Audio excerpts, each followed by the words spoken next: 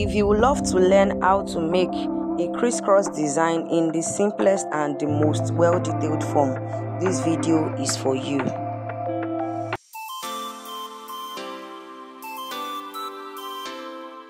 Hello fashion people, welcome back to my channel. You are highly welcome. So to make a crisscross design, I made use of a 1-yard fabric. So you can make use of any fabric of your choice, but the fabric I made use of is a doll face material. So this is a gown I am working on. It is a straight gown and I wanted to add a crisscross design and I wanted it to be above my hip area. So the first thing I did was to measure my hip line. I needed to know where the hip line was, and from there I came down by 6 inches. I wanted it to be a longer crisscross design. So the length at which I extended it from my hip was 6 inches, as you can see. And after that, I tried to look for the center of my gown, as in using the half length line as a guide. Though I didn't really need this, but I just needed something to serve as a guide so my hand will be straight. Then using my ruler, using that point where I came down by 6 inches, I ruled it straight into the upper bodies of the gown.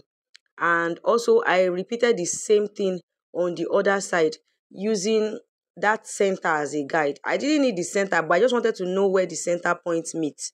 So I used my ruler to rule it straight into the upper bodies. Then the next thing I did was that I remembered I did not measure the point at which I wanted to meet. So I tried to confirm and I noticed that they were accurate and the same thing. And after that, I folded my fabric into two like so. So one thing about this design is you need to do a lot of ironing. I'll be explaining them in the video because ironing is what brought out the beauty of the crisscross design. So even before cutting, I needed to iron the fabric. Then I folded it into two like so. And I still ironed again. So if you have a steam press iron, you can pump in your water from the iron to pump in steam into the fabric. But if you don't have, you can do it like the way I'm doing mine. Then afterwards, I am going to be measuring 2 inches. So the design we're making use of for the crisscross, everything is 2 inches. Remember, this fabric is on fold, so at the beginning it is open, that is 4 inches. So afterwards, I will cut it out like the way I'm doing in the video.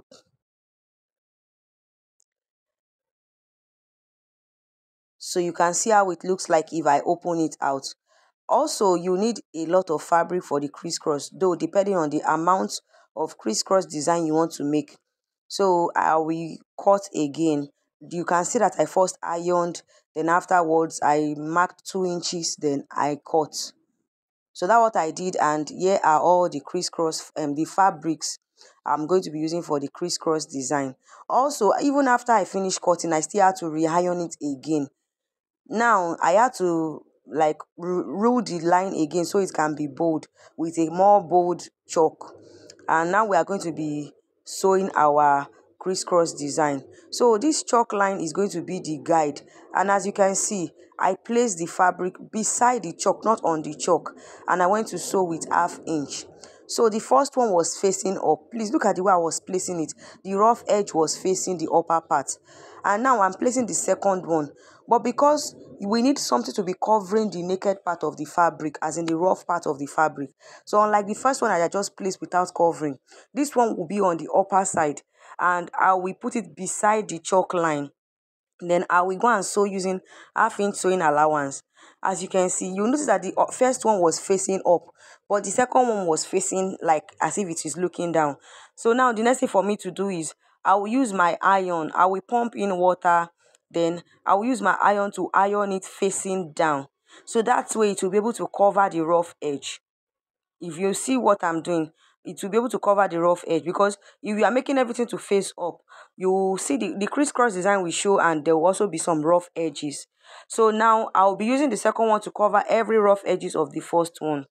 After I've ironed it, I am going to place another fabric again on the first slanted line, and you have to space it.